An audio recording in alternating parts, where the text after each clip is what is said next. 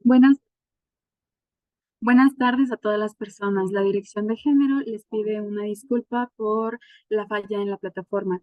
Bienvenidas a la sesión número 20 con el tema adopción. Dicha sesión será impartida por la maestra Cristina Baglietto. A continuación, voy a leer la semblanza de la maestra Cristina.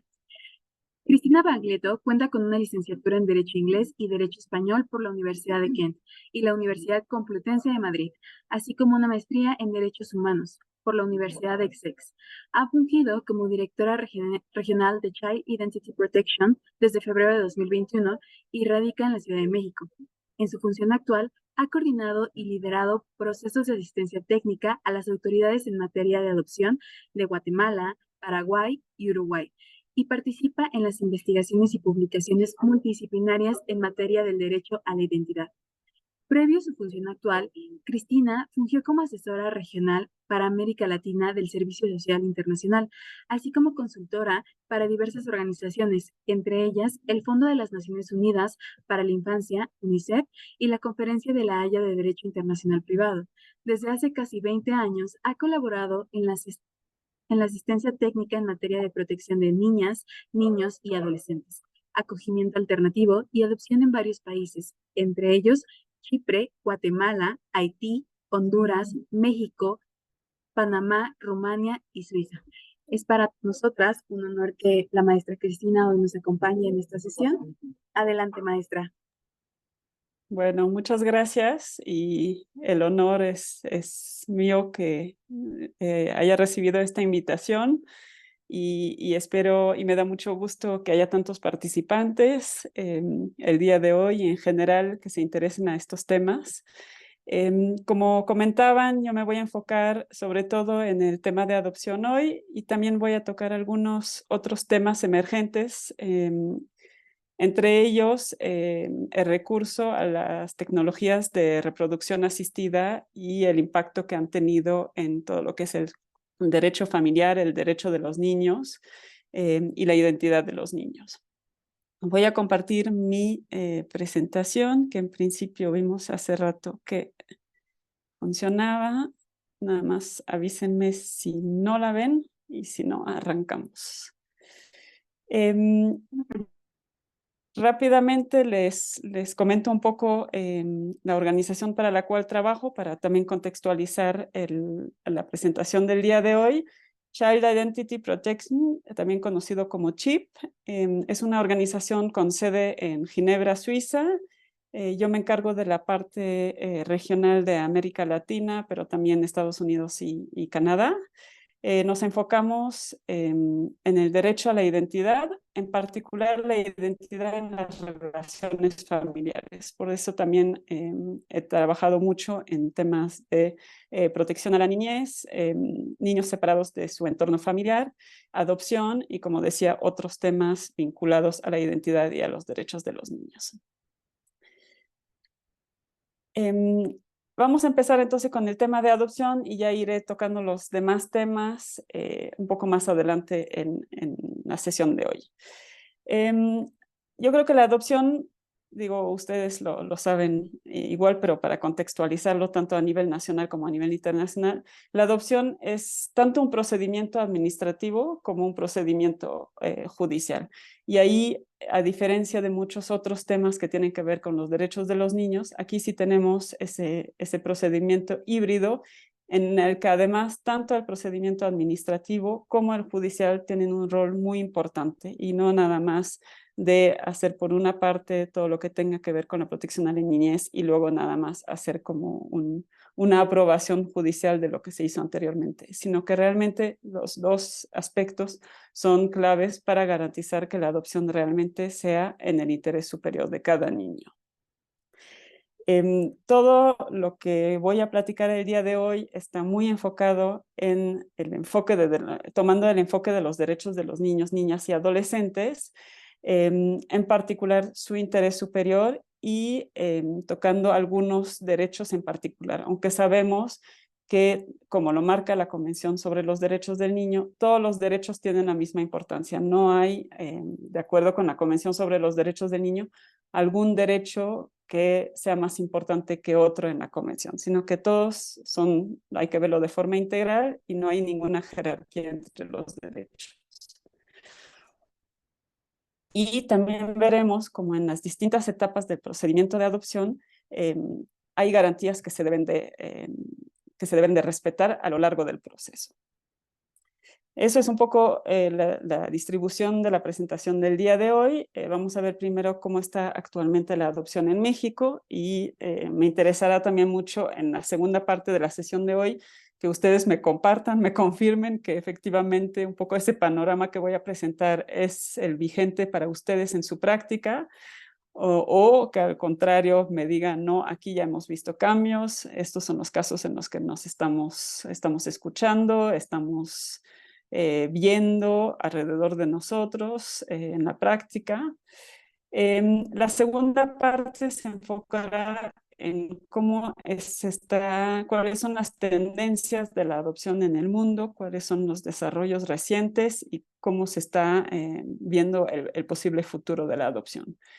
Luego la tercera parte nos enfocaremos en temas y cuestiones emergentes. Aquí tanto de adopción como les mencionaba también voy a abordar las tecnologías de reproducción asistida porque hay muchas cosas que sí están vinculadas con la adopción o hay lecciones aprendidas de la adopción que nos pueden ayudar a abordar esas nuevas cuestiones emergentes. Y por último, y ya después del receso que tendrán, quisiera abrir la sesión a debate, a participación de ustedes, a contestar preguntas o simplemente a debatir algunos de los temas que habré mencionado. Empecemos entonces en primer lugar con la adopción en México, viendo un poco cómo están las oportunidades y los desafíos actuales. Desde hace ya casi 10 años contamos con la Ley General de los Derechos de Niñas, Niños y Adolescentes, que aborda el tema de la adopción dentro del marco mucho más amplio del derecho a la familia, de la protección a la niñez, de medidas de protección, medidas de acogimiento alternativo. Todo eso está vinculado y sin duda esa ley general ha marcado un cambio en el paradigma y en el enfoque que tenemos en estos temas, ¿no?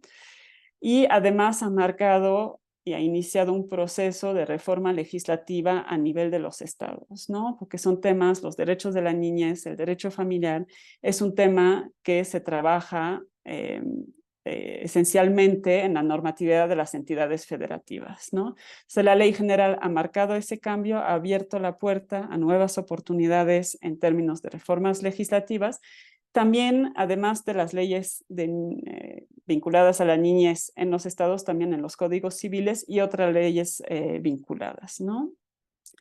Y también, pues México ha sido un país motor en la adopción, en el desarrollo y luego ratificación o adhesión a los tratados internacionales en esta materia. En primer lugar, por supuesto, a la Convención sobre los Derechos del Niño, que ya es un instrumento que existe desde el 1989. México fue de los primeros que se involucró, que creyó en esa convención, que la ratificó.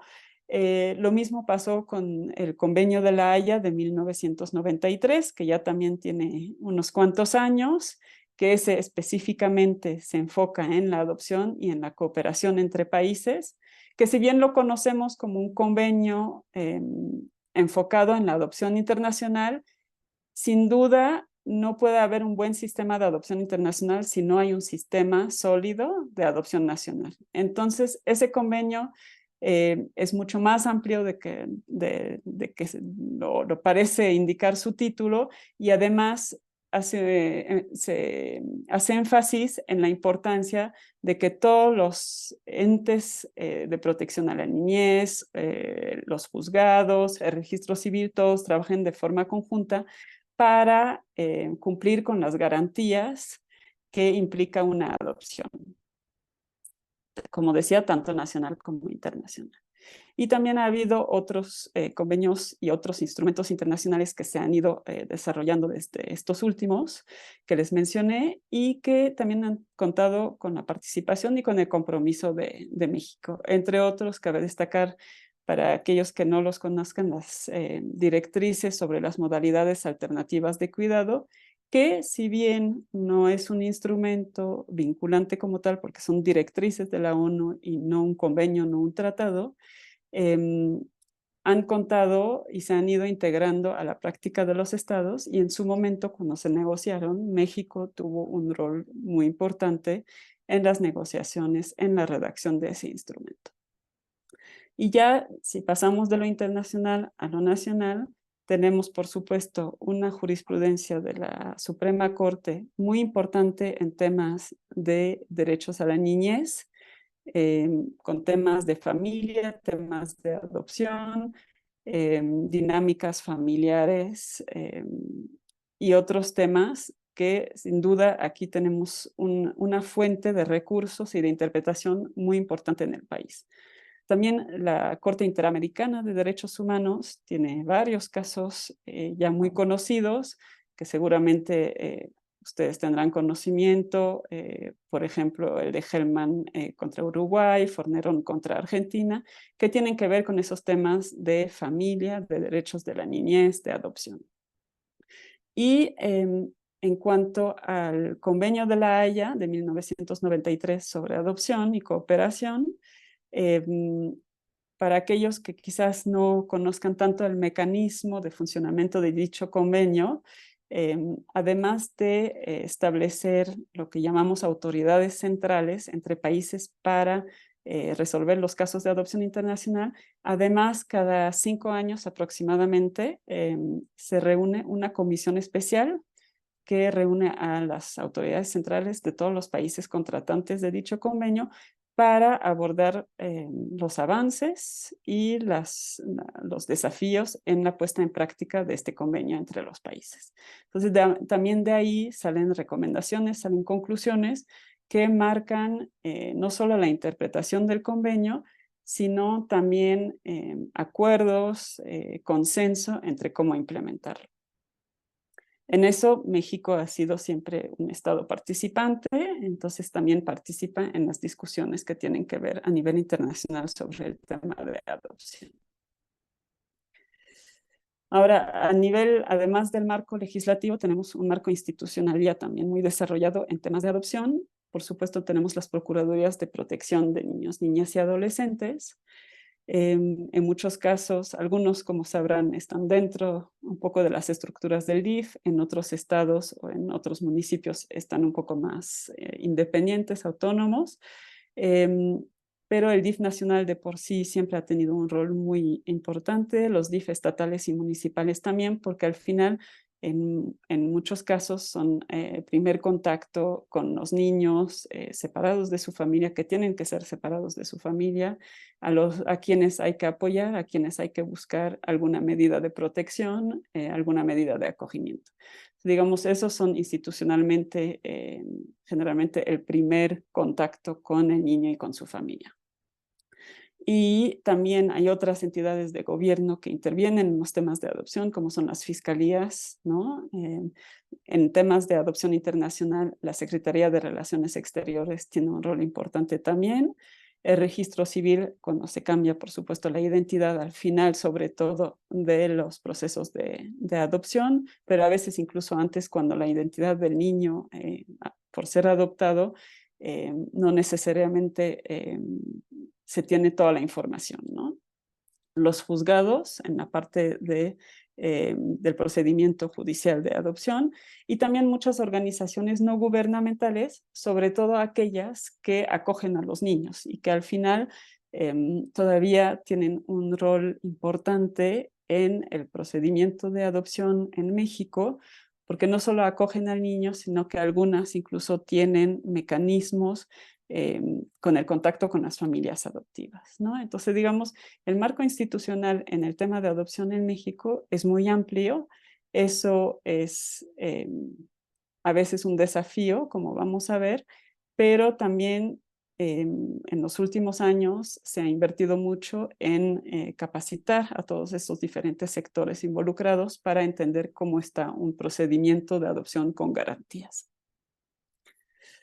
Como les decía, hay oportunidades y desafíos en la adopción en México. Las oportunidades a raíz en particular, pero no solo de la Ley General de Protección de Niños, Niñas y Adolescentes, se ha dado una tendencia a la armonización legislativa. Con ese instrumento, ¿no? Con esa ley, pero también en general con los instrumentos internacionales, ya la interpretación es mucho más minuciosa a nivel internacional, entonces también se ha beneficiado el país al momento de reformar el tema de adopción en su legislación, de incorporar estos diferentes enfoques, de garantizar ese enfoque de los derechos de los niños y pues de reflejarlo tanto en la legislación general como estatal. También ha habido mucho avance, como les decía, en la coordinación interinstitucional. Si bien tenemos muchos actores involucrados de adopción, eso a veces es un desafío en la coordinación, pero también ahí se ha trabajado mucho, por ejemplo, desde el DIF nacional o desde la Procuraduría Federal, con las procuradurías estatales y locales, para movernos hacia cierta armonización y una coordinación entre todos los actores involucrados.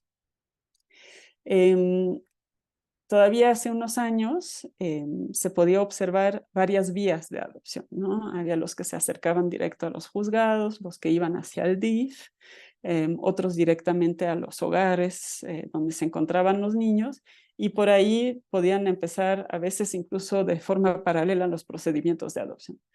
Con lo que establece la ley y fortaleciendo en particular las procuradurías de protección, se ha ido canalizando los procedimientos más bien vía las autoridades públicas, ¿no? De gobierno, sobre todo las procuradurías, y eso ha sido una gran oportunidad para incrementar también las garantías, ¿no? En el proceso de adopción, porque tenemos personal técnico, tenemos personal dedicado en esas instituciones que no están viéndolo desde la parte del cuidado de los niños, sino realmente desde la protección y sus derechos, ¿no?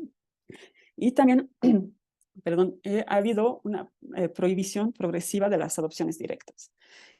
Para aquellos que quizás no ven tanto el tema de adopción en su práctica, las adopciones directas son aquellas donde la familia adoptiva y la familia biológica se ponen de acuerdo para la adopción del niño. Esto es una práctica que está afortunadamente desapareciendo a nivel global, pero que todavía hace unos años era permitida en algunos estados en la República Mexicana. Y lo que el tema, digamos, el riesgo en esas adopciones directas es que más allá del acuerdo que pueda haber entre la familia adoptiva y la familia biológica, es que hubiera ganancia, compensación económica, y entonces la adopción ya no es un tema de protección a la niñez, sino que es un tema de acuerdo entre adultos, donde puede haber muchos otros riesgos de abusos, ¿no? Entonces, el mismo Comité de los Derechos del Niño en el año 2015, cuando revisó por última vez la implementación, la puesta en práctica de la Convención sobre los Derechos del Niño en México, hizo un llamado especial a México en este tema y solicitó la prohibición de las adopciones directas en el país. México está a punto de ser revisado nuevamente ante el Comité de los Derechos del Niño, y se espera que se puedan reportar más avances en ese tema. Ahora, todavía hay algunos desafíos pendientes en el país en relación con los procedimientos de adopción, y el primero son las cifras. A la fecha de hoy es muy difícil o poco fiable tener datos de cuántas adopciones se están llevando a cabo en el país. Cada vez más, por lo que les comentaba anteriormente, que ya se están centralizando un poco los procedimientos vía las autoridades de gobierno, se puede saber ya más cuántas adopciones hay. Pero todavía hay fuentes de cifras administrativas y judiciales, y todavía ahí hay una dificultad de poder centralizar toda esa información estadística de cuántas adopciones, tanto nacionales como internacionales, se están llevando a cabo en el país. En términos de adopciones internacionales, de alguna manera, como tienen que pasar en algún momento por la Secretaría de Relaciones Exteriores, ahí podemos tener mejor idea. Pero en cuanto a las adopciones nacionales, todavía es muy, muy complicado. Como les mencionaba, otro desafío es asegurarnos que ya esas adopciones directas o privadas, como también se les conoce, sean realmente prohibidas y que incluso se sancione cuando hay algún acto ilícito en el procedimiento de adopción. Quisiéramos pensar que no los hay, pero no me dejarán mentir que de repente en los medios se escucha que un niño fue vendido, que un niño fue robado, que era para la adopción, ¿no? Recién nacidos en los hospitales. O sea, digamos, todavía hay, ojalá sean casos aislados únicamente, pero hay que seguir avanzando hacia esa prohibición total de las adopciones directas en el país. Si bien también hemos avanzado con esa coordinación interinstitucional, es importante que la sigamos manteniendo y reforzando para asegurarnos que todos estamos en la misma línea en cada caso de adopción al cual nos enfrentamos, asegurando que todos los actores involucrados implementen las garantías que se espera de un procedimiento de adopción. Otro desafío todavía pendiente es lo que llamamos el principio de subsidiariedad. La adopción es considerada subsidiaria a que el niño pueda mantenerse en su entorno familiar de origen, ¿no? Entonces, donde tendríamos que invertirle es en mejorar las condiciones de las familias para que los niños no tengan que ser separados de sus familias de origen y puedan regresar a ella lo antes posible. Sabemos que eso es un desafío, que yo creo que es un tema para otro día. ¿Qué tanto podemos hacer para garantizar que esas familias sean las más idóneas para sus hijos? Pero en todo caso, ahí hay un tema de subsidiariedad, ¿no? La adopción debería ser subsidiaria al mantenimiento, a la reunificación familiar. Y también hay un doble principio de subsidiariedad, es que la adopción internacional siempre debería ser subsidiaria a la adopción nacional. Ahora, lo que hemos observado en México, en particular, y por cómo está la estructura de que esos temas se manejan a nivel estatal y a nivel local, es que en muchos casos cuando no se encuentra una familia dentro del estado de la lista de familias adoptivas solicitantes, se opta directamente por la adopción internacional en vez de ir a buscar familias en otros estados, digamos un sistema donde se podría hacer una búsqueda de familias idóneas de forma interestatal antes de ir hacia lo internacional. Esto todavía es un proceso en curso que hay que fortalecer y requiere realmente de una coordinación entre todas las autoridades a cargo de la adopción y que tienen acceso a esa información de familias solicitantes. Y por último, otro desafío siempre, y eso lo comparte México con muchos otros países de la región y globalmente, es de seguir fortaleciendo las garantías en todas las etapas del proceso de adopción. Desde que el niño es considerado, está bajo una medida de protección y se está contemplando una adopción, como en el proceso de evaluación de las familias solicitantes, el periodo de conocimiento mutuo y en particular todavía hay un desafío en el país en que todavía no se está dando la importancia que se merece el periodo post-adopción, ¿no? Lo voy a mencionar más a detalle más adelante, pero se ha visto a nivel internacional que muchos de los problemas y de las dificultades que enfrentan las personas adoptadas y las familias adoptivas e incluso las familias biológicas, en algunos casos se dan cuando la adopción ya está finalizada. Y también hay esas personas deberían recibir todo el apoyo y las garantías necesarias. Entonces ya lo mencionaré más adelante. Primero, como les decía, un sistema de adopción debe ser sólido entre todos los actores que participan, ¿no? Es importante que haya una intervención exclusiva de autoridades administrativas y judiciales competentes, porque ahí no tenemos un conflicto de interés como lo pueden tener organizaciones privadas como lo pueden tener organizaciones que trabajan con las madres biológicas, organizaciones que trabajan solo con los padres biológicos, sino el hecho de que la adopción sea parte de una política pública, de un programa de protección a la niñez, de autoridades dedicadas a ese tema, que sean técnicas, que tengan equipos multidisciplinarios, equipos profesionales, permite que las garantías que deben existir en los procesos de adopción se den. Si participan otros actores otros actores en el proceso, estos deberían ser debidamente acreditados.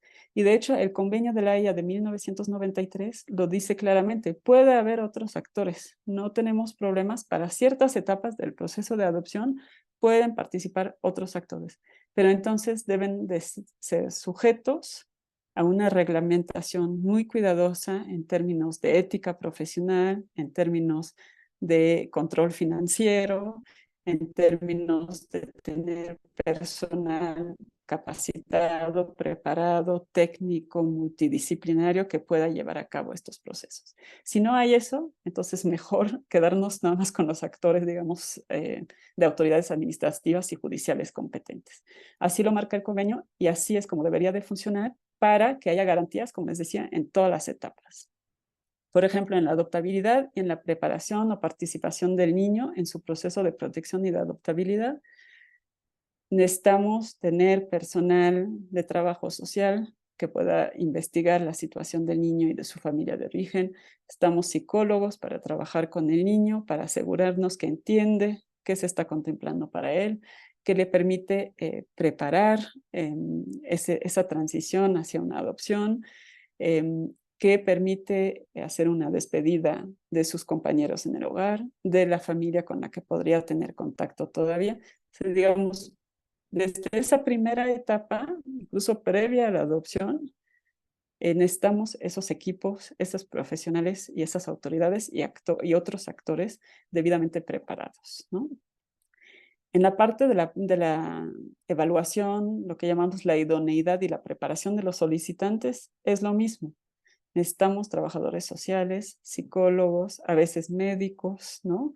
Que permiten garantizar que las personas solicitantes efectivamente son personas consideradas idóneos para la adopción de un niño.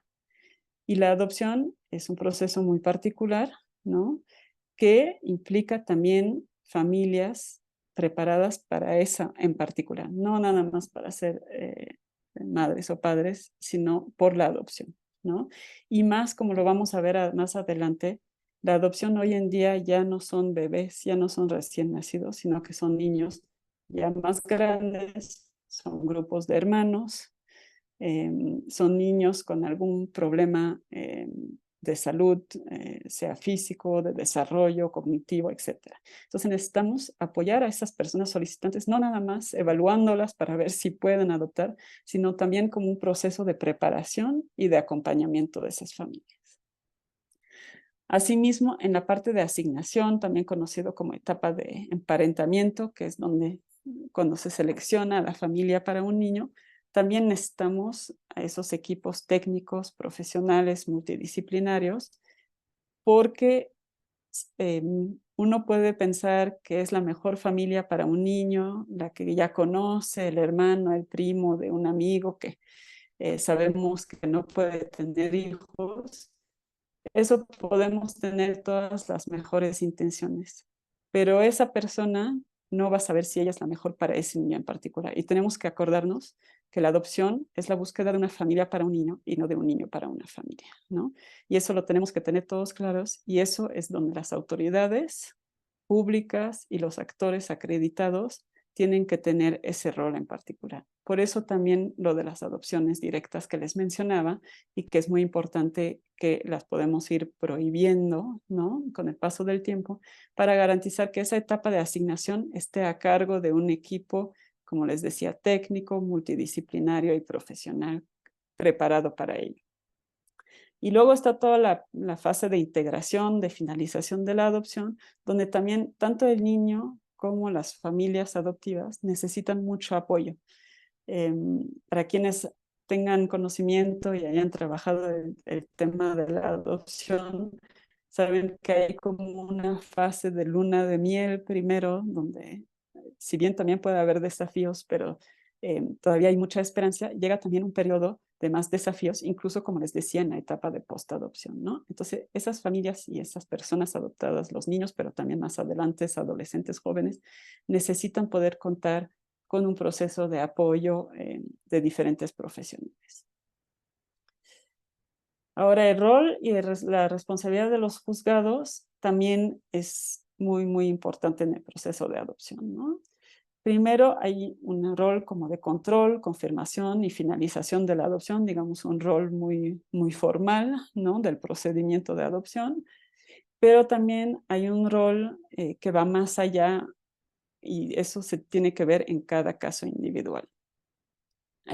Cuando el caso llega ya ante los juzgados, ya digamos para confirmar la adopción, los juzgados todavía tienen un rol de garantizar que no hubo beneficios indebidos, ¿no? En el proceso de adopción, em, que se recaudaron los consentimientos de quienes tienen que consentir, en particular la familia biológica cuando existe, pero también el niño. Y si bien el niño puede ser muy pequeño y no consentir de forma formal, pero es importante que los juzgados confirmen que ese niño ha sido acompañado, ha sido preparado para la adopción, ¿no? Para esa transición a la adopción. Y también en términos del derecho a la identidad, porque los juzgados tienen un rol y una responsabilidad en garantizar el derecho a la identidad, porque en los expedientes de adopción y en las sentencias de adopción viene todo el legajo de la situación del niño y de sus relaciones y de su identidad previa a la que le van a cambiar, ¿no? Con la adopción el niño cambia de apellidos al menos, y todavía en algunos casos se permite también el cambio de nombre, ¿no? Entonces es importante que a partir de ese momento, si bien el niño tenga una modificación de su identidad, se garantice y se preserve todo su legajo, todos sus orígenes. Ahora, ¿cómo se vincula la situación en México a la adopción en el mundo, ¿no? Como les decía, ha habido desarrollos y también hay desafíos a nivel internacional.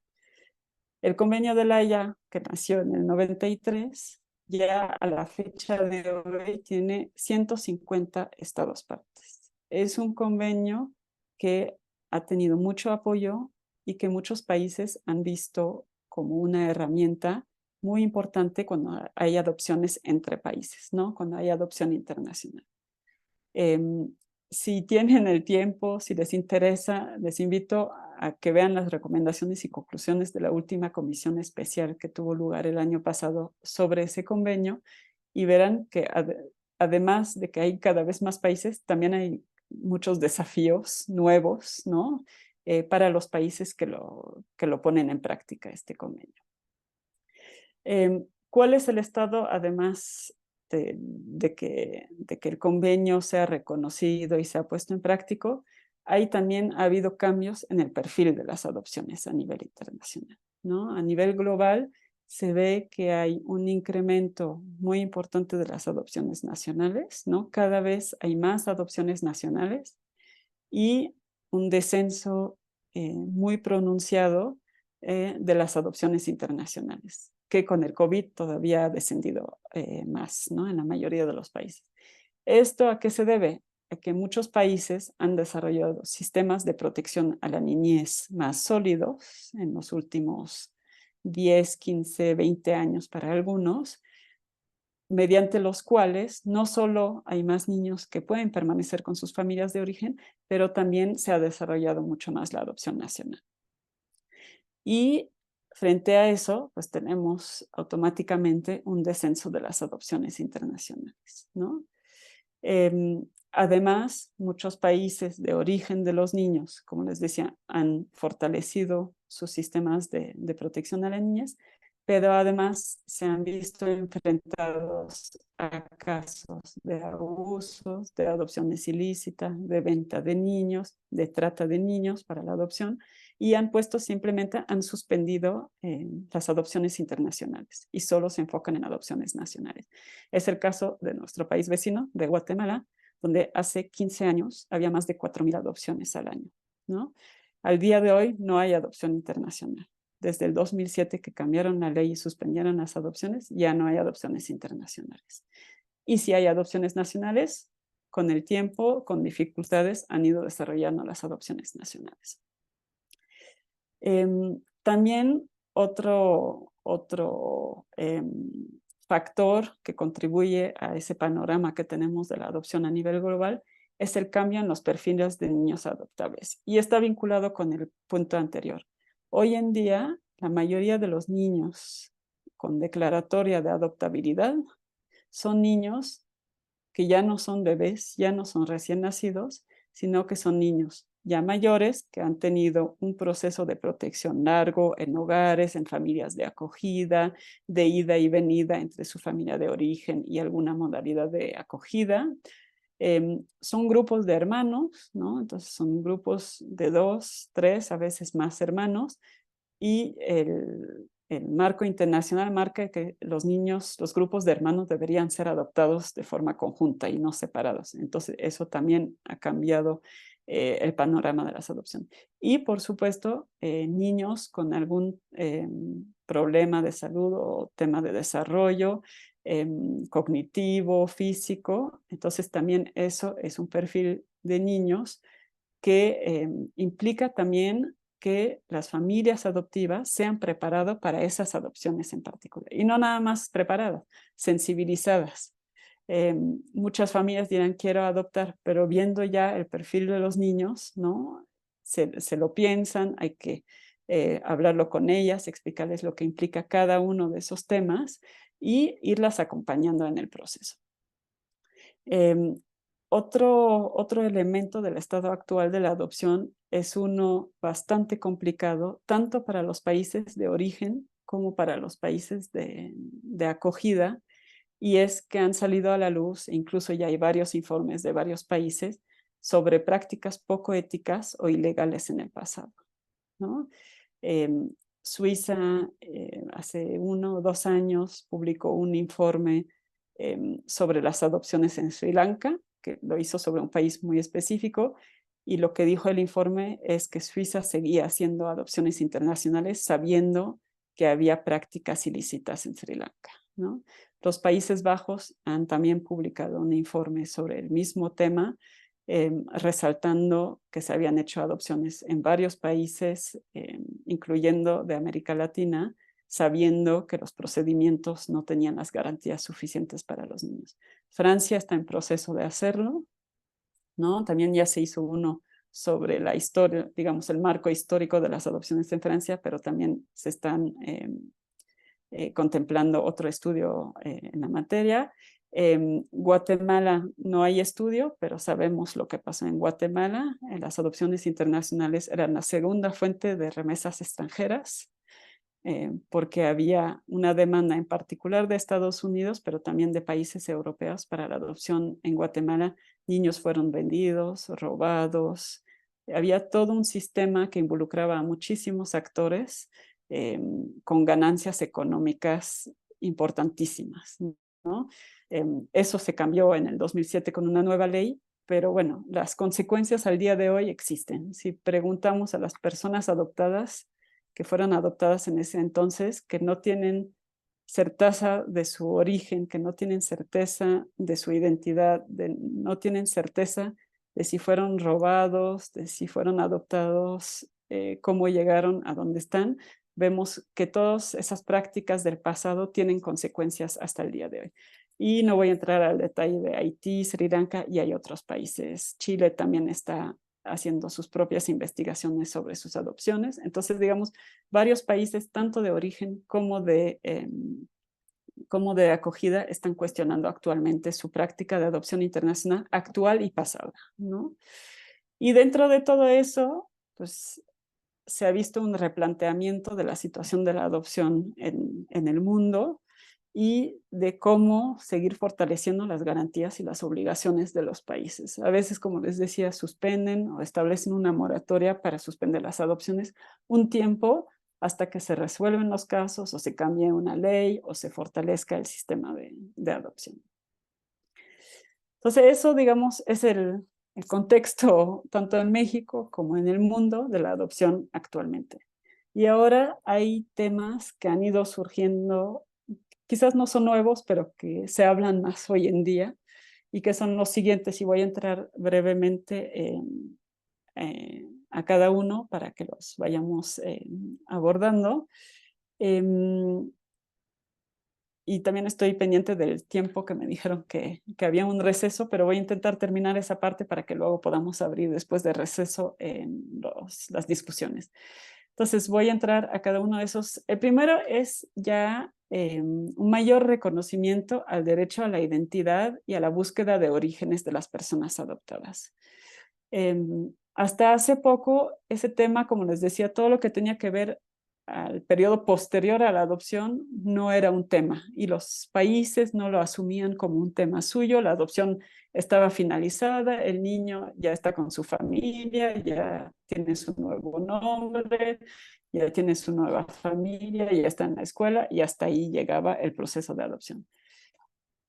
Hoy en día, y la verdad, las personas adoptadas son un movimiento cada vez más fuerte de demandar su derecho a la identidad, ¿no? Y ante ello, digo, ese derecho a la identidad no es nuevo y lleva en particular en la Convención sobre los Derechos del Niño, desde que se adoptó la Convención en el 89. El artículo 8 incluye el elemento de las relaciones familiares en el derecho a la identidad y además dice que los estados tienen una obligación de restablecer la identidad de las personas cuando hay elementos faltantes o elementos erróneos, ¿no? Entonces, digamos, está ahí. Ahora, este derecho visto desde la persona adoptada implica muchísimas cosas para su desarrollo, su bienestar. Una persona adoptada que no puede completar información sobre su identidad. Digo, cada persona y cada persona adoptada puede vivirlo de forma distinta, pero es cierto que se ha visto a las personas adoptadas ya demandar ese derecho a la identidad y en particular a la búsqueda de orígenes. Hay un incremento muy importante en los últimos, yo diría, última década de personas buscando las circunstancias de su adopción y en muchos casos también información sobre su familia biológica. No todas necesariamente quieren conocer a su familia biológica, pero sí quieren saber por qué fueron adoptados, qué pasó, qué se hizo para que no fueran adoptados o para que fueran adoptados, quién participó, de dónde es, de qué región, de qué etnia es la familia, etcétera. Entonces, ahí sí, y eso se debe a que es reciente porque muchas de las personas adoptadas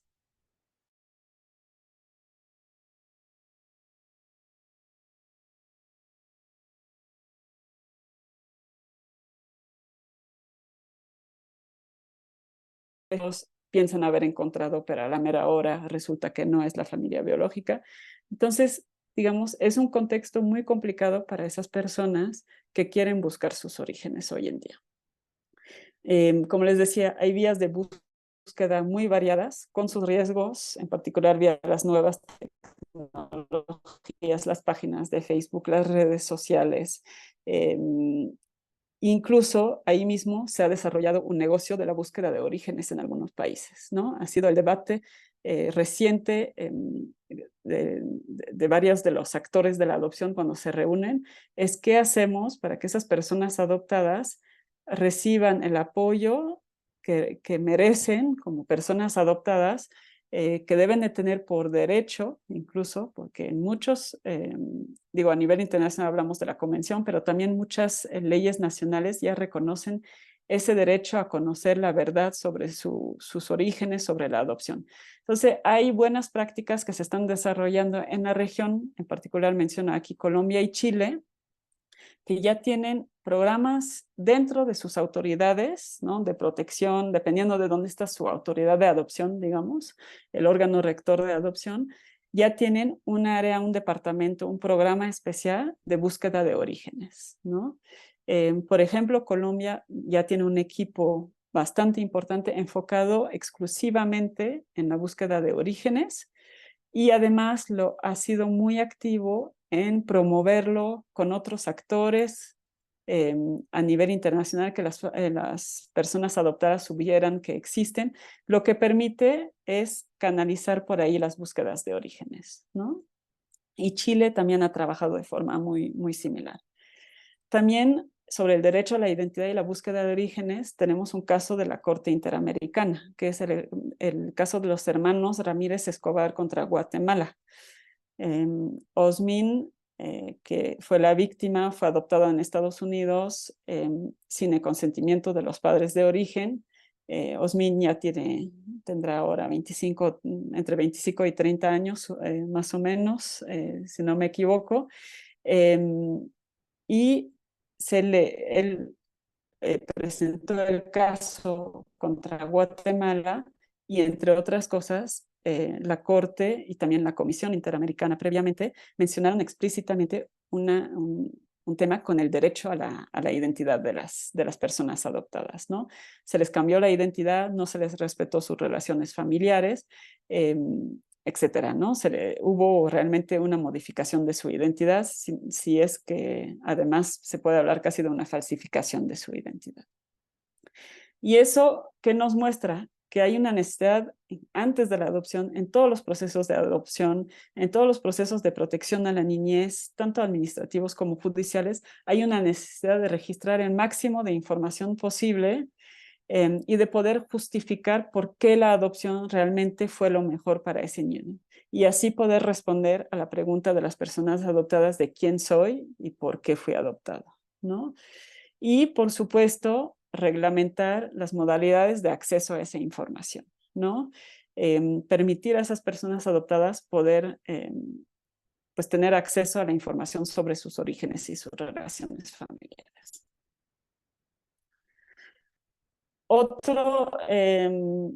Otro como tema de debate y tema emergente en la adopción, y que ya lo mencioné brevemente, es ese cambio de perfil de niños adoptables hoy en día, ¿no? Como les decía, es importante aquí no nada más saber que hay ese cambio de perfil de los niños adoptables, sino también informar, preparar, apoyar a las familias que deciden adoptar a estos niños para poder responder a las situaciones particulares de lo que implica la adopción de un niño mayor, de un niño con algún tema de salud, de grupos de hermanos, ¿no? Y también eso implica hacer una búsqueda mucho más fina de los perfiles idóneos de las familias. No nada más porque necesitamos familias dispuestas y preparadas para ello, pero también para garantizar que no haya fracasos posteriores de la adopción, ¿no? Eso es, podemos tener familias muy dispuestas, pero si no se sienten acompañadas y preparadas, pero perfiles específicos de niños, entonces hay un riesgo de dificultades más adelante. Y también pensar en otras opciones para estos niños. Muchos de estos niños, la verdad, aunque sean considerados con una declaratoria de adoptabilidad, no van a ser adoptados porque justamente hay pocas familias dispuestas a adoptar niños con discapacidad, grupos de hermanos, ¿no? Entonces necesitamos pensar qué otras opciones tenemos para estos niños, ¿no?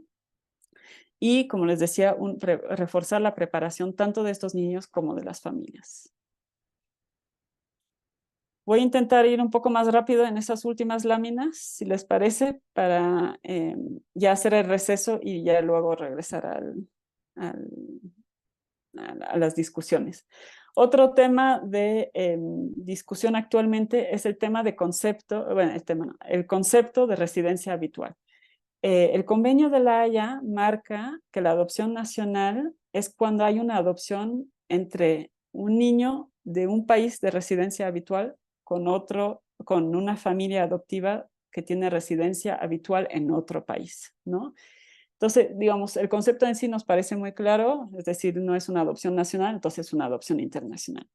Pero hoy en día, con la globalización y lo que implica de movimientos y desplazamientos de familias temporalmente, a veces por más tiempo, que mantienen cierta residencia en un país, pero por algunos motivos se están moviendo profesionalmente o personalmente, tenemos casos donde es mucho más difícil determinar dónde es la residencia habitual de la persona adoptante, ¿no? Entonces nos estamos enfrentando a la pregunta de, ¿estamos hablando de una adopción nacional o internacional?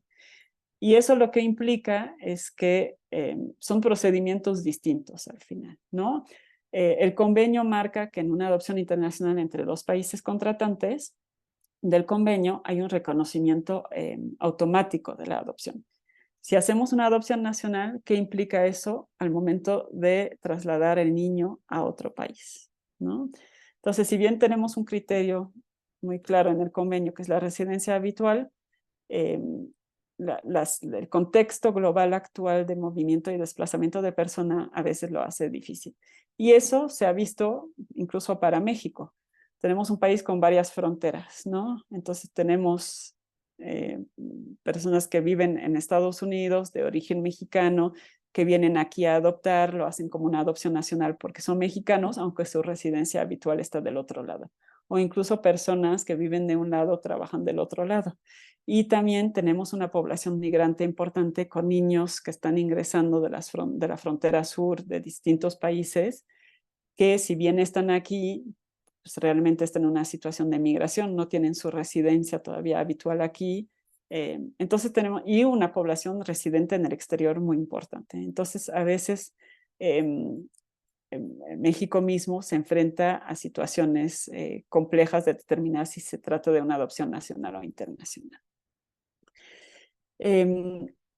Otro tema emergente de debate ha sido el descubrimiento de elementos ilícitos en adopciones del pasado y cómo dar respuesta o prevenir esas situaciones a futuro. Entonces, hay efectivamente procesos penales en curso en algunos países por trata o venta, pero también debe haber situaciones de reparación relativa a la identidad de esas personas adoptadas. ¿Cómo se les puede dar respuesta a su derecho a la identidad más allá de los procesos penales que decidan llevar a cabo, ¿no? ¿Cómo les damos respuesta a su bienestar emocional de saber en qué circunstancias fueron adoptados, quiénes eran o quién es su familia biológica, etcétera?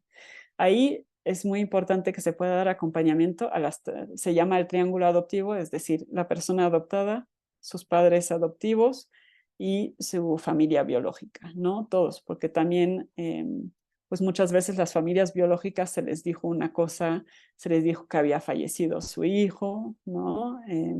Se le fue robado y nunca más supieron. Las familias adoptivas en muchos casos tampoco se daban cuenta de que el expediente que les dieron del niño era falsificado, ¿no?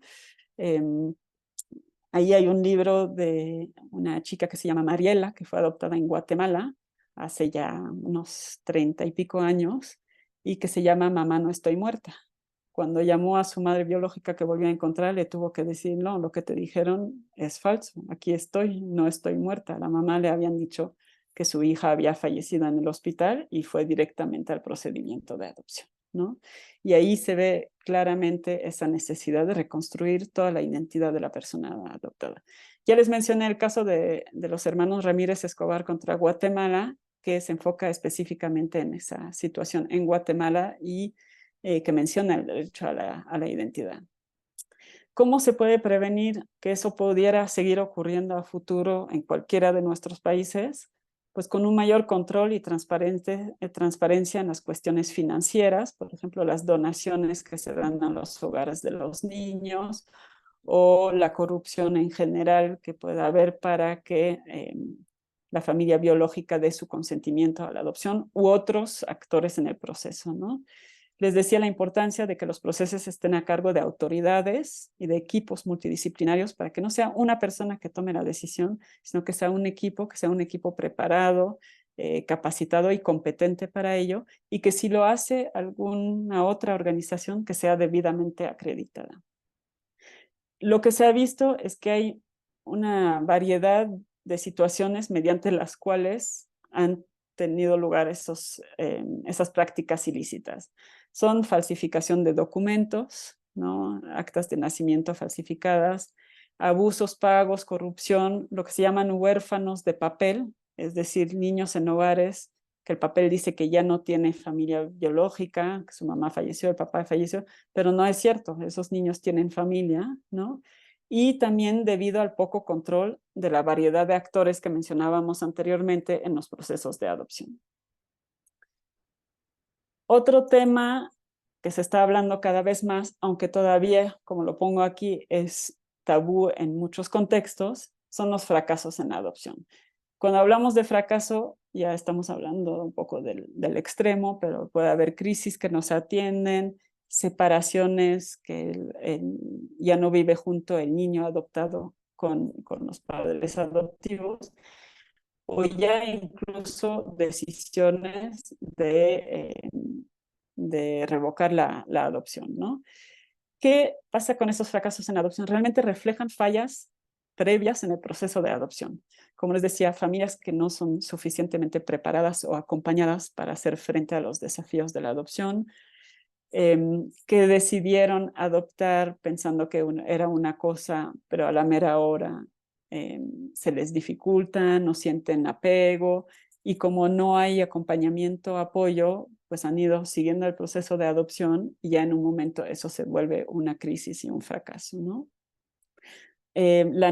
Demuestra la necesidad de hacer un seguimiento y un acompañamiento a esas familias y a la persona adoptada, a veces por mucho tiempo. Y además, esos fracasos no necesariamente ocurren en el primer año, en el segundo año, sino ya cuando la persona adoptada es adolescente, que tiene justamente se cuestiona muchas cosas, ¿no? De sus orígenes. Y entonces ahí debe haber servicios disponibles para acompañar a esas personas. Se tiene que abordar caso por caso, no puede haber una respuesta para todas las situaciones y se debe determinar la mejor opción para el niño, niña o adolescente. Entonces, digamos, en resumen, para atender y prevenir los fracasos, tenemos que reforzar todo el proceso de adopción previo, ¿no? Otro tema que realmente todavía no llega tanto a México, al menos yo no lo he escuchado tanto, y no existe en la ley como tal, pero seguramente habrá algunas prácticas por ahí como lo están viendo otros países en América Latina, es la adopción abierta. La adopción abierta es una adopción plena, ¿no? Hay un corte radical entre la filiación anterior y la nueva filiación bajo la adopción, pero por las circunstancias del niño mantiene cierto contacto con sea su familia biológica o otras personas significativas en su vida previo a la adopción. Como les decía, no es algo que exista en la ley de muchos países, pero que sí a veces se pone en práctica digamos, en la realidad, ¿no? El único país realmente que está un poco más avanzado en ese tema, digamos, los países anglosajones, Estados Unidos y Canadá es mucho más, y también el Reino Unido, lo tienen mucho más implementado ya y es una práctica mucho más común, pero aquí en la región, Uruguay es casi de los únicos países que por ley tiene esa opción, ¿no? De que el niño mantenga contacto con su familia de origen posterior a la adopción y el plan, digamos, de contacto o de visita lo establece el juez al momento de declarar la adopción. ¿Cuáles son las ventajas? Que tienen las mismas garantías que la adopción plena, pero que hay una continuidad en el contacto y la relación con la familia de origen. Y eso pensando que muchos niños ya son adoptados con mayor edad, ¿no?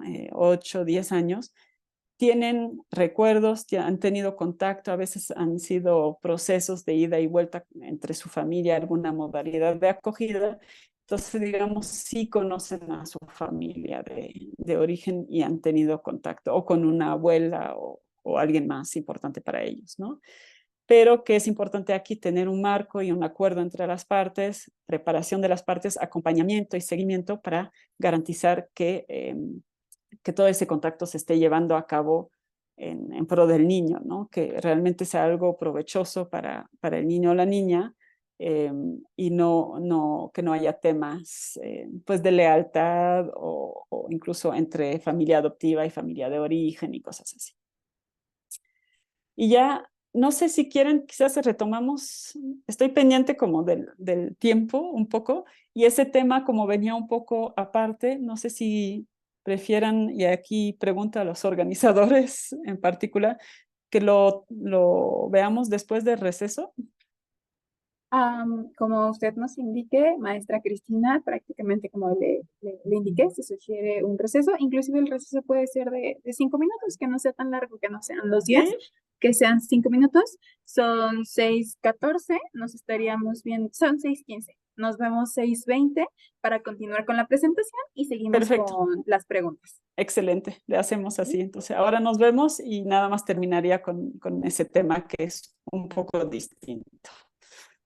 Perfecto, muchísimas gracias. 6:15, son 6:15, 6:20, continuamos, por favor. Gracias. Perfecto.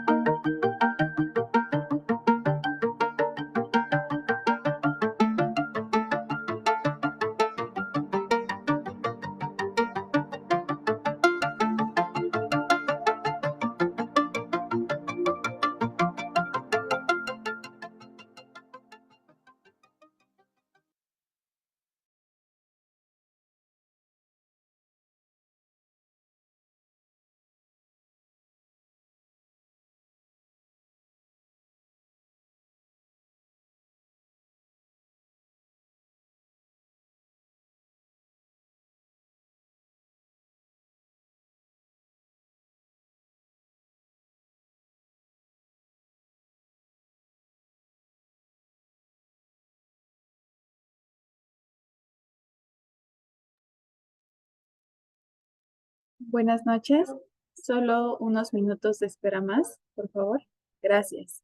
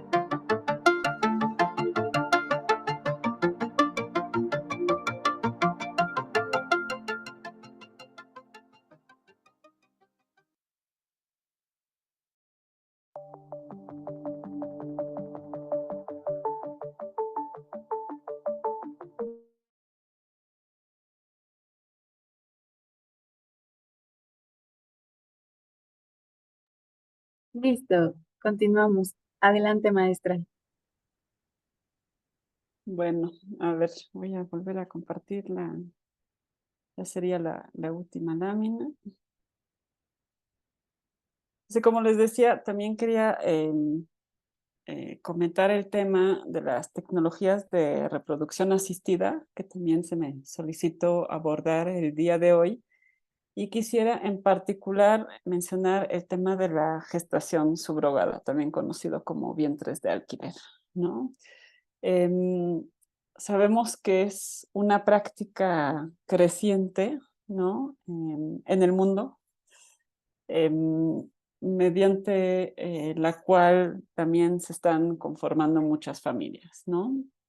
Ahora, el tema es que muchos países ni lo autorizan ni lo prohíben y entonces está teniendo lugar en un marco normativo muy débil, donde tampoco se reglamenta nada del proceso, ¿no? Y ese es el gran desafío al día de hoy de la gestación subrogada. Em, lo menciono también parte de esta presentación porque está muy vinculado con el tema de la filiación y de la identidad, ¿no? Estamos hablando que quizás además de cómo está el cambio de filiación, cuando hablamos de las adopciones, aquí tenemos muchos más participantes en, eh, en la identidad de este niño, ¿no? Puede haber una mujer gestante, puede haber donante de gametos masculino, femenino, que no necesariamente en el caso del femenino es la mujer gestante, sino un donante. Tenemos padres de intención, ¿no? Que pueden ser dos mujeres, dos hombres, mujer y hombre. Entonces tenemos una digamos, ya cada vez más amplia modalidad de gestación subrogada. Como les decía, el desafío aquí es que en la mayoría de los países todavía no se ha normado el tema, entonces está ocurriendo en un vacío normativo que tiene implicaciones para el reconocimiento de este niño, la creación de su identidad jurídica, ¿no? De su registro de nacimiento, eh, y a futuro sobre sus orígenes, eh, porque en la mayoría de los casos no se está resguardando nada de información sobre las personas que participaron en su concepción y en su parto, ¿no? Entonces, ¿qué tenemos aquí? Un sistema, como decía, de un vacío, donde hay cierto reconocimiento de la práctica, pero no hay una autorización. Y además nos estamos enfrentando a que muchos de estos casos, y se estima que hay millones de niños que están naciendo mediante recurso a la gestación subrogada en el mundo.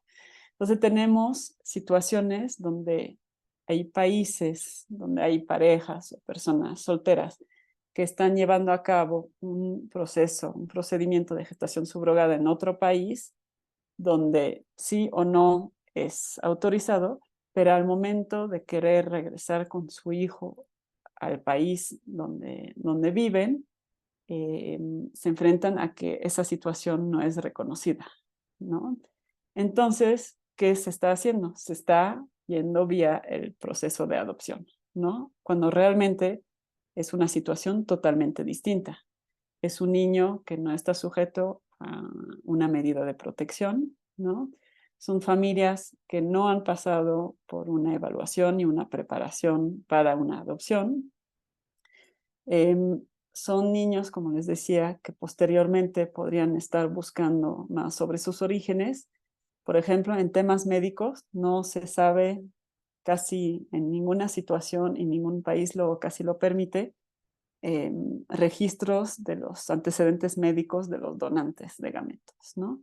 Entonces nos estamos enfrentando a una situación bastante compleja y, y considero que hay muchas lecciones que aprender de la adopción, eso sí, por ejemplo, de los abusos que han tenido lugar, de las cuestiones financieras. No podemos negar que hay un negocio de la gestación subrogada en muchos países, porque en muchos países es una explotación de las mujeres gestantes. Hay clínicas, intermediarios que participan a cambio pues, de contribuciones financieras, y entonces no podemos garantizar aquí el interés superior o el derecho de estos niños, ¿no? Entonces sí estamos, yo creo que queda bastante claro, ante una situación muy compleja a nivel internacional, y necesitamos hacer mucho más para prevenir esos abusos y esas prácticas poco éticas. Ahí, al día de hoy, tenemos una variedad, como les decía, de situaciones donde algunos países lo permiten, y lo permiten con ciertas condiciones, permiten que sean altruistas, es decir, que no hay dinero involucrado, ¿no? Que sea intrafamiliar, que sea alguien de la familia, es el caso de Brasil, por ejemplo, que solo sea a nivel nacional, es el caso de Tabasco ahora con su nueva legislación de 2016 sobre el tema, pero también vemos en la región, por ejemplo Perú, por ejemplo Ecuador, que claramente dicen, está pasando aquí y no tenemos respuesta legislativa. Incluso cuando el niño es registrado y va a otro país y se le da un pasaporte, vemos que todos los registros de esas prácticas no se están conservando ni en el registro civil, ni en los hospitales o las clínicas donde se está llevando a cabo. Entonces, yo creo que lo podemos discutir ahora en el siguiente apartado de la sesión de hoy. Me interesaría también saber, ustedes se han enfrentado a casos de gestación subrogada en el país. ¿Cuáles ven ustedes que sean los grandes desafíos actualmente en el país? Porque sabemos que está ocurriendo. Y bueno, y sobre también los otros temas emergentes que mencioné, pues me gustaría mucho escuchar sus contribuciones. Creo que he hablado mucho yo, pero creo que también siempre digo que es un proceso de aprendizaje mutuo. También es muy importante conocer de la práctica de ustedes. Antes de empezar, vi dos preguntas en el receso, me di una vuelta por la función de preguntas y respuestas. Entonces voy a empezar con esas dos y ya abrir luego voy a quitar ya mi presentación. O quizás dejo aquí abierto unas preguntas mientras contesto las que vi en la función del Zoom. Araceli me preguntaba que qué pienso de los hogares, ¿no? Y de las adopciones vía los hogares. A ver, yo creo que los hogares hacen un gran trabajo de acogida, de acogimiento, de protección a la niñez, no lo dudo. La gran mayoría tienen unas personas muy dedicadas a los niños que tienen bajo su resguardo un tiempo, ¿no? Ahora, el tema de que los hogares participen en los procesos de adopción no lo veo tan complejo. Lo que sí veo que lleven a caso los procesos de adopción, porque al final son un actor que a veces no tiene, digamos, toda la visión de la protección a la niñez como lo tendría una autoridad pública, ¿no? De gobierno que, ¿cómo diría? Se enfoque desde una perspectiva de protección desde que el niño está en riesgo hasta la adopción, ¿no? Que tiene equipos multidisciplinarios, que además se dedica a ver, los hogares ven el cuidado del niño, no necesariamente la adopción, y es como un poco como ser juez y parte en el mismo proceso, ¿no? Hay hogares que trabajan con las madres biológicas. Entonces, ¿qué nos garantiza que no tienen ahí padres adoptivos esperando con quien ya tienen un acuerdo para garantizar que se lleven a cabo adopciones? Entonces, digamos, los hogares para mí tienen un rol de participación muy importante en los procesos de adopción, pero no considero que deberían ser los únicos en llevar a cabo el proceso de adopción. Y luego había otra pregunta de Chris sobre las adopciones en el contexto de Argentina y de su dictadura. Ahora, Argentina, para recordar, tuvo un proceso de dictadura muy fuerte, en el que niños eran sustraídos en muchos casos por familias cercanos a la dictadura, ¿no? Incluso en el extranjero. Y también muchos niños que nacieron en la reclusión de sus padres y que luego fueron adoptados. Eso ya es un tema muy publicado, es un tema que se ha salido y ahí ha habido iniciativas muy importantes que ahora voy a mencionar que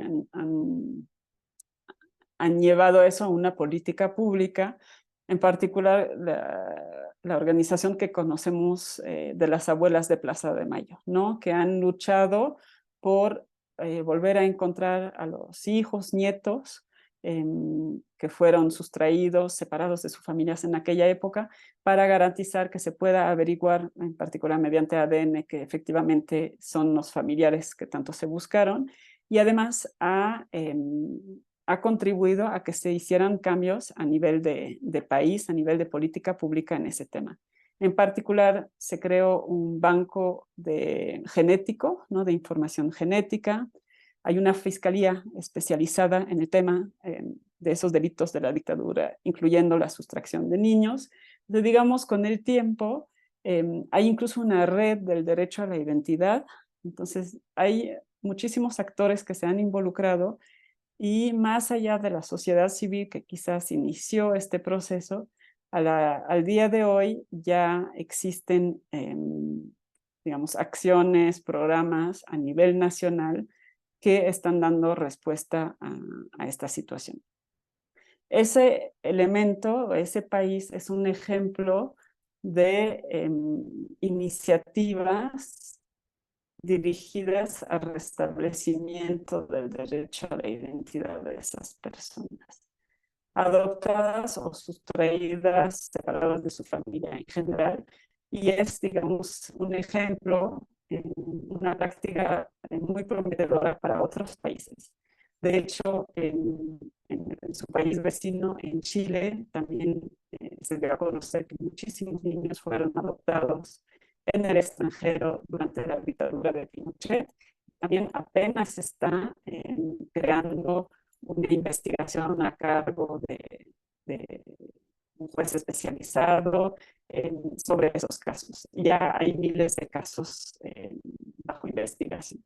Entonces, también ahí el hecho de que hubo algún conflicto, alguna dictadura, son contextos en los que en muchos casos efectivamente se llevaron a cabo adopciones poco éticas o irregulares. Lo mismo pasó con las adopciones en Guatemala, donde también las primeras que se dieron y fue cuando se creció el tema de la adopción en Guatemala, en particular de la adopción internacional, fue durante su conflicto interno, ¿no? Eh, lo mismo pasó en El Salvador. El Salvador también está atendiendo la situación de los niños que fueron adoptados, sustraídos, desaparecidos durante su contexto nacional. Entonces tenemos ahí varios ejemplos, pero efectivamente Argentina, digamos, ya tiene muchas iniciativas incluso mucho más establecidas a nivel de país, a nivel de Estado, para dar respuesta a esta situación. Entonces eso era para contestar esas dos preguntas que vi en el chat. Voy a dejar de compartir para que podamos discutir. Y por favor, me gustaría escucharlos.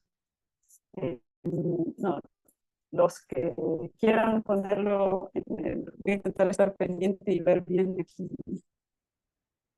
Ahí creo que se cortó. ¿Sí me escuchan? Eh, Maestra Cristina, la escucho, pero su conexión es un poco Sí. cortada.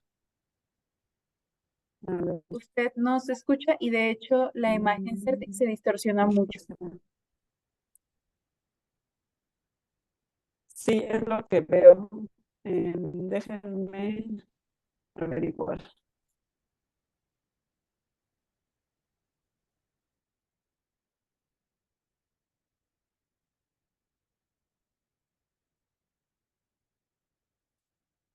Listo, ahí yo la veo mejor. Nada más si probamos ¿Ya? con la voz, Perfecto. está perfecto. Bueno, otra vez se volvió a perder. Se está perdiendo la imagen de ¿Sí? nuevo. Ajá, ahí. Bueno, avísenme. Sí, ahí se escucha bien. Perfecto. Bueno, estoy pendiente de las preguntas, si quieren en el chat y las voy retomando de ahí o levantando la mano, como prefieran.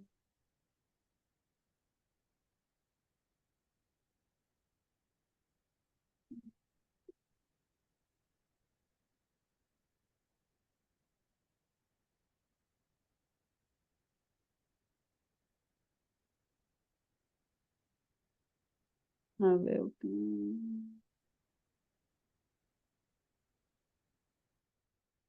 Veo que hay una pregunta. Voy a contestar esa primera pregunta. No duden en añadir otras, por favor.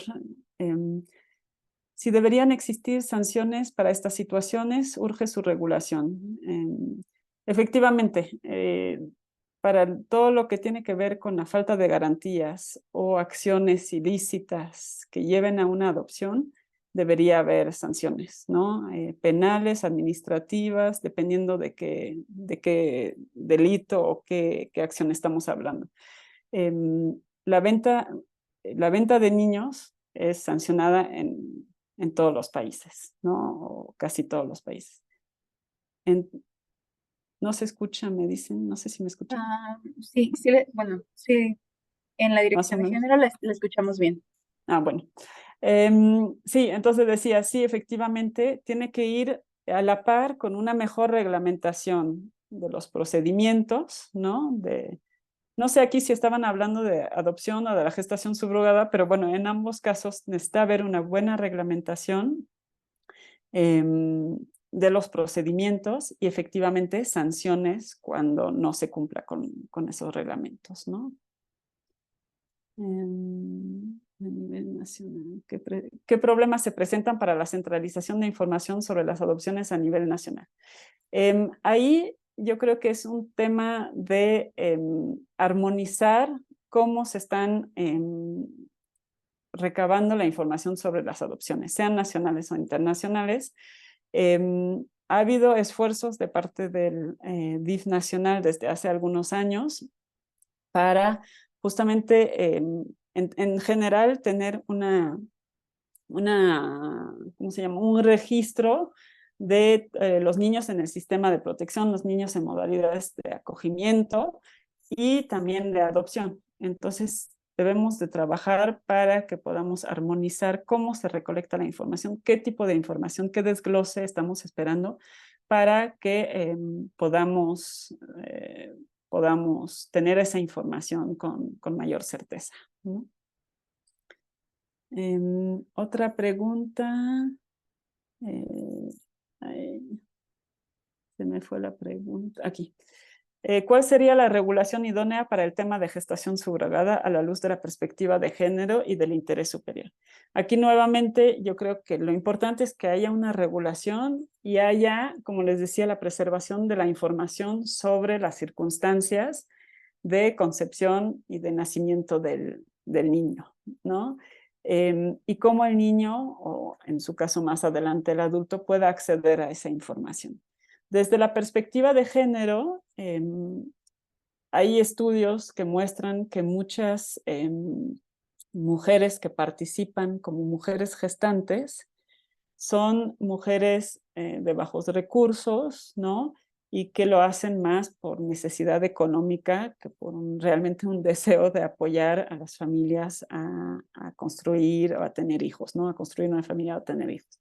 Entonces, ahí nuevamente las reglamentaciones más avanzadas en la materia se enfocan más en que sea un procedimiento altruista y en el que se cubran realmente los gastos que implica un embarazo, ¿no? Es decir, atención en salud, otras pruebas que se tenga que hacer la madre, como un apoyo, pero que no sea digamos, que no se vuelva una fuente económica para personas que lo necesitan, ¿no? Y que tampoco una explotación de las mujeres en este ámbito. Y desde la perspectiva del interés superior del niño, pues es tomar en cuenta, como les decía, todas las garantías y todos los derechos de los niños, en particular de la identidad, ¿no? en este caso, que es el que nosotros, en la organización en la que trabajamos, promovemos. No sé si les compartieron, yo creo que lo mandé ya tarde, pero bueno, entre el domingo y ayer, la lista de materiales que sugería para lectura. Ahí viene una nota que preparamos que justamente retoma como las garantías mínimas para una gestación subrogada que esté en cumplimiento de los derechos de los niños y de las mujeres, ¿no? Entonces, si les interesa ese tema, le invito a ver, y si no, también digo, lo puedo volver a enviar después para que sea compartida con ustedes. Maestra Cristina, en específico, el material sí fue compartido en la plataforma. Perfecto. Y Muchísimas gracias. hay una pregunta en el Sí. chat. Dice Lorenita, desde su perspectiva, ¿es suficiente lo que establece el Código Nacional de Procedimientos Civiles y Familiares en materia de adopción o le faltaría algo? A ver, como decíamos, también hay una variedad todavía. Digo, si bien muchos códigos civiles, códigos familiares, la misma ley van un poco en la misma dirección hoy en día, ¿no? En el país. Yo creo que, como les mencionaba, hay todavía un enfoque un poco débil en la parte postadoptiva, ¿no? La importancia, yo creo, es que los profesionales que participen en los procesos de adopción sean capacitados, sean acompañados, sean preparados, reciban una capacitación constante sobre lo que norma la ley o las leyes o los códigos, pero que además se desarrolle cada vez más programas de acompañamiento previo a la adopción y posteriores a la adopción, ¿no? Como vimos, todas las etapas son muy importantes para que una adopción esté llena de las garantías que se espera de un procedimiento de adopción. Y entonces es un conjunto de cosas que se requieren para que realmente la adopción cumpla su propósito, y es que es dar una familia a un niño que lo necesite, ¿no?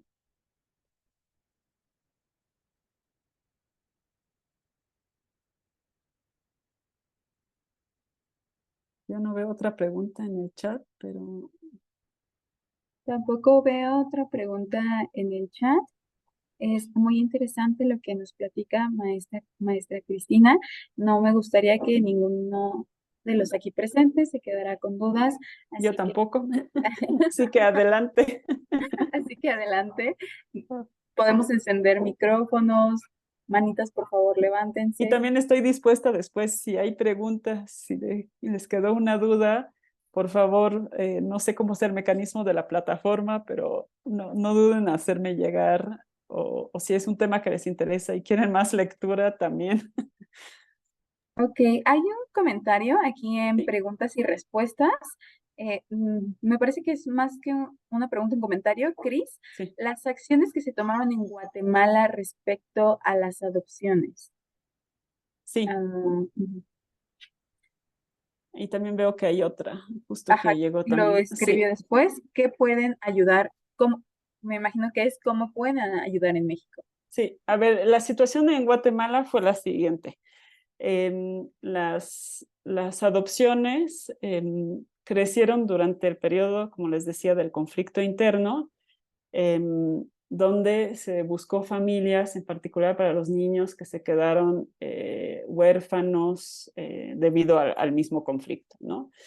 No obstante, ahí hubo un crecimiento exponencial donde personas, desde jueces, notarios, hoteles, hogares de niños, vieron que, no todos, no, tampoco me malentiendo, pero vieron la oportunidad de hacer un negocio con las adopciones. Les decía, llegó sus últimos años, que fue los años de más adopciones, llegamos a más de 4,000 adopciones al año, y además implicaba ser la segunda fuente de ingresos extranjeros después de las remesas de los guatemaltecos en el extranjero. No sé si se imaginan lo que implica para un país que las adopciones sean un tema tan presente, como para, con todo lo que implicaba, ¿no? Todo lo que implicaba de abusos. Entonces hubo, para dar respuesta a la demanda que se creó, ¿no? Hubo niños, como les decía en el caso de Mariela, que declararon muertos a sus padres, pero realmente iban directamente a un hogar, de ahí directamente en adopción, porque eran bebés recién nacidos. Entonces, hubo niños robados en las calles de sus madres, ¿no? La madre que iba a la tienda y de repente se habían llevado el niño. Hubo falsificación de documentos de identidad, de actas de nacimiento, ¿no? Entonces, ante ese crecimiento exponencial, algunos países, y en particular ahí ante las observaciones de UNICEF y de la Conferencia de la Haya de Derecho Internacional Privado, se llamó a suspender, a reformar la ley. Lo que pasaba era que era un procedimiento vía un juzgado y por vía notarial, ¿no? Entonces no había ninguna autoridad de protección a la niñez realmente involucrada, ¿no? Había una fiscalía, pero todo el procedimiento de adopción era un procedimiento notarial. Entonces se hizo ese llamado, se dijo la situación en Guatemala no es la correcta, no hay garantías para los niños, ni para las familias biológicas y tampoco para las familias adoptivas, ¿no? Sabiendo eso, también las familias adoptivas, pues la mayoría deberían haber dicho, no, aquí no podemos hacer una adopción. Pero bueno, se creció tanto. Muchos países europeos poco a poco se fueron retirando y decidieron no hacer adopciones internacionales, pero los Estados Unidos lo siguieron haciendo hasta el último momento. En el año 2007 ya el presidente decidió tomarlo como un eje fuerte de su trabajo y se aprobó una nueva ley que creó un procedimiento, que creó una autoridad de adopción que se llama el Consejo Nacional de Adopciones. Se suspendieron las adopciones internacionales completamente, pero quedaron miles de casos en transición al momento de la nueva ley. Entonces, se creó un Consejo Nacional de Adopciones que yo tuve el privilegio de acompañar en sus primeros meses de funcionamiento para capacitar al personal. Se creó una vía mediante la cual, entonces, administrativa, con una autoridad rectora del gobierno, bueno, autónoma, pero digamos pública, no privada. La adoptabilidad del niño la declaraba para entonces un juez de niñez, pero la adopción la declaraba un juez familiar. Entonces ya había como un balance entre quién decidía qué parte, una la protección y el otro la adopción, ¿no? Y se empezó todo un proceso de los casos que estaban en transición, es decir, los casos pendientes del sistema anterior, todo un proceso de verificación del ADN de las madres que estaban en las actas de nacimiento. Y salieron muchísimos casos de falsificación, de robo, de venta, bueno, se vio de todo. Y ese proceso duró años de verificación porque eran procesos que ya estaban en curso, pero se tuvieron que suspender, se tuvieron que llevar. Hubo procedimientos penales contra dirigentes de hogares de niños, contra algunos jueces, contra otros intermediarios en el proceso. Desde el 2007, que es cuando se aprobó la ley, hasta la fecha, no se han abierto las adopciones internacionales, ¿no? Los únicos casos que todavía se han ido finalizando con los años son los que estaban en transición, pero no se ha abierto un programa de adopción internacional. Y el país se ha enfocado en desarrollar la adopción nacional, incluyendo la adopción de niños con algunas características especiales, discapacidad, grupos de hermanos, como les decía. Entonces, digamos, el esfuerzo ha sido tremendo por el país para revertir eso. Ahora hay muchas personas adoptadas que quieren saber en qué circunstancias. Hoy en día cualquiera pone Guatemala adopción, incluyendo las personas adoptadas, y uno se pregunta en qué circunstancias se dio la adopción. Entonces ahora hay que dar respuesta a eso. Además de que ya se creó un sistema mucho más sólido, con muchas más garantías, pero las consecuencias de lo que hubo en Guatemala se viven hasta la fecha de hoy. ¿no? Para las personas adoptadas, sus familias biológicas y sus familias adoptivas también, ¿no? Entonces, eso es de la Guatemala. La otra pregunta, veo que hay varias ahora que aparecieron, pero perdón, la otra pregunta anterior era de los 3 años de informes postadopción, si no son suficientes. Los informes postadopción son muy importantes y es muy importante que se cumpla con esos procesos. Tampoco creo que es necesario que se den hasta la mayoría de edad, como algunos países lo marcan, pero lo que creo que sí es importante es que desde las autoridades que llevan las adopciones, las autoridades rectoras en la materia, se siga teniendo disposición para acompañar a las familias incluso más allá de esos 3 años de informes postadopción. Porque como los decía, a veces las dificultades o las crisis aparecen mucho más tarde que esos 3 años postadopción. Es decir, primero viene como un periodo de luna de miel en el que el niño es feliz, la familia es feliz, el niño todavía a veces es pequeño, todavía no dimensiona algunos temas, luego vienen más adelante.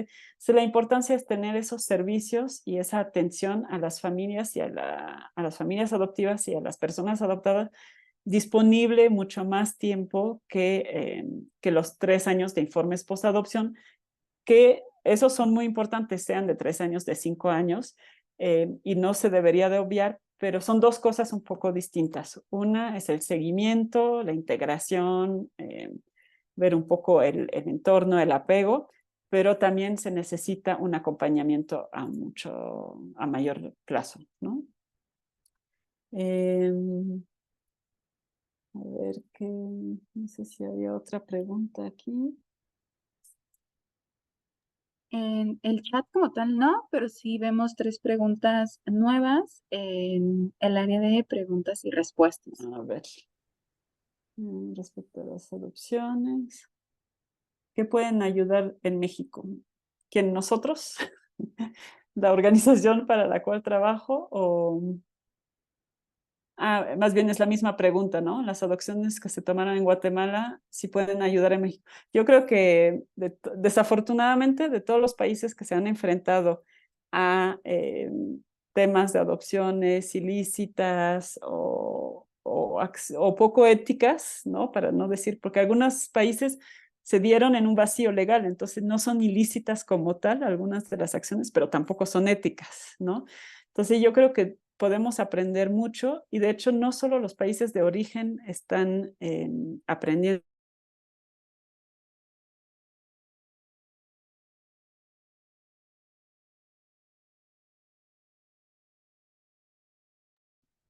Ah, maestra Cristina, ¿pueda escucharnos?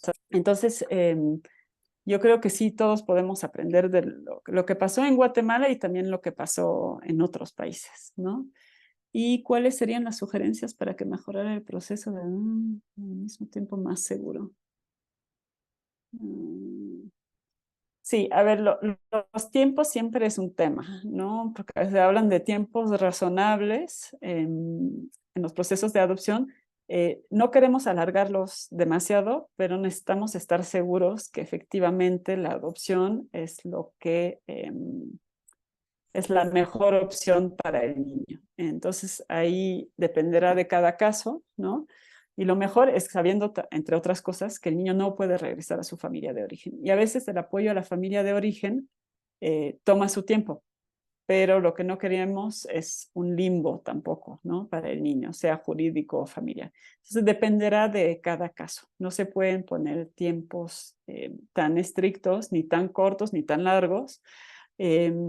Lo que es importante es que en ese periodo se tomen las acciones necesarias, ¿no? Y desde la parte de las familias que a veces sienten larga la evaluación, sienten larga la preparación, al final es para evitar los fracasos que les mencionaba, ¿no? Es un proceso que hay que llevar a cabo para proteger al niño y que no haya un nuevo abandono, un nuevo fracaso, un nuevo maltrato, incluso en el niño. Y también veo que ya casi es la hora. Intento rápido las últimas preguntas que veo. Em,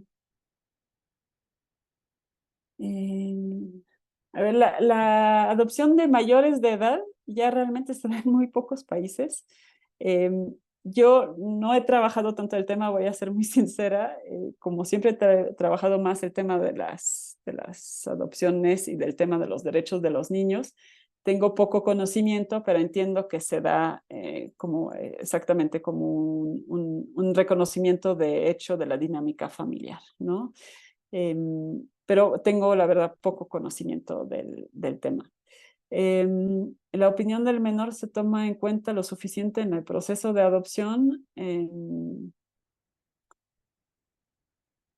Sí, no, digo, hay un reconocimiento creciente de que el niño tiene que participar. Todavía, cómo participa y a qué edad, y aunque sea pequeño, cómo se le hace partícipe, todavía no está tan sistematizado, ¿no? Entonces, sí, no necesariamente regulación, pero sí directrices internas, protocolos, etcétera, sí ayudarían y también armonizar esa práctica, tanto por parte de las autoridades administrativas como judiciales, ¿no? Y alguna regulación que priorice a los hermanos, que los hermanos no sean separados. Hay varias leyes de adopción que lo dejan muy claro que los hermanos no deberían ser separados. Ahora, hay casos, por ejemplo, de hermanos, de grupos de hermanos muy grandes, donde lo que se busca son dos familias, como dicen aquí en el comentario, que viven cerca, que permite que siga el contacto entre ellos. Pero debería ser una excepción, ¿no? Idealmente, los niños deberían permanecer juntos.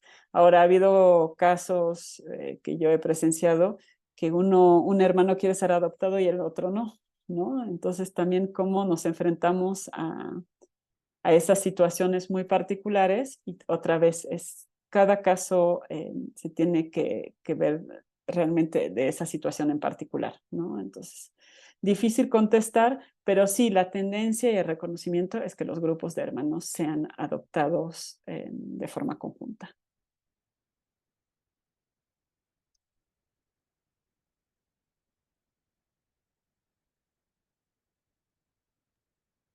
Perfecto. Muchísimas gracias, maestra Cristina.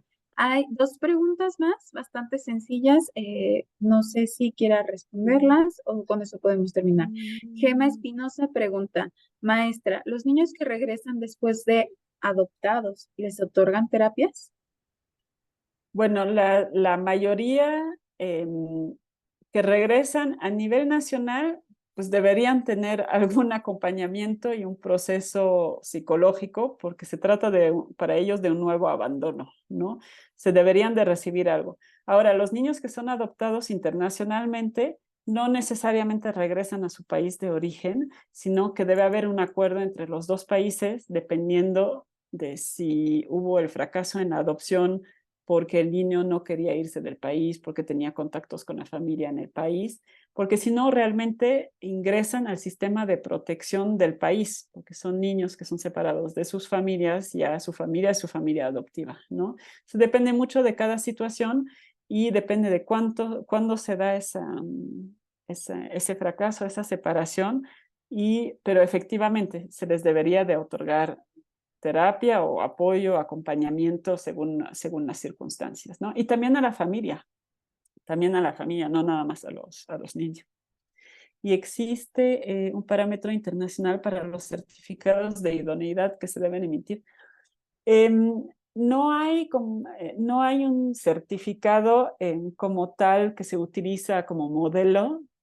Cada país tiene el suyo, pero sí hay ejemplos y muchos de los certificados, no tanto el certificado, pero todos los informes y las evaluaciones que se hacen antes, hay muchos ejemplos disponibles de los distintos países que pueden ser inspiración para desarrollar eh, aquí, aquí o en otro país un modelo que le sirva al país, ¿no?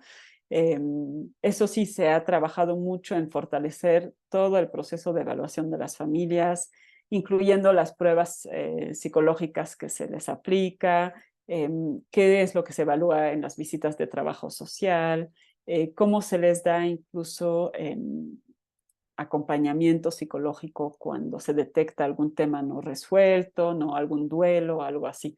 Entonces, digamos, hay ejemplos disponibles, aunque no hay uno internacionalmente utilizado.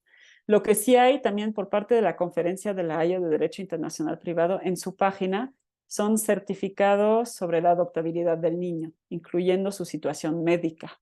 Entonces ahí sí hay también ejemplos. Bueno, cada país lo puede hacer como quiera, pero sí hay algunas como tendencias o requisitos mínimos. Muchísimas gracias, maestra Cristina, por tan excelente ponencia. Podemos notar que a todos les encantó y apreciaron su clase. Qué bueno. Muchas gracias por estar con nosotros en el diplomado. Y solo un mensaje para el alumnado. Para la siguiente sesión, responsabilidad parental, la sesión 21, el profesor dejó una lectura de carácter obligatorio, misma que ya se encuentra cargada en la plataforma, para que por favor puedan atender ese punto. Sin más por el momento, vuelvo a darle gracias por A su ustedes, asistencia y muchas nos gracias. estaríamos viendo la siguiente sesión. Muchas Y gracias, gracias por su maestra. participación y por supuesto a sus órdenes si tienen más preguntas a futuro. Muchas gracias. Abrazo. Hasta luego.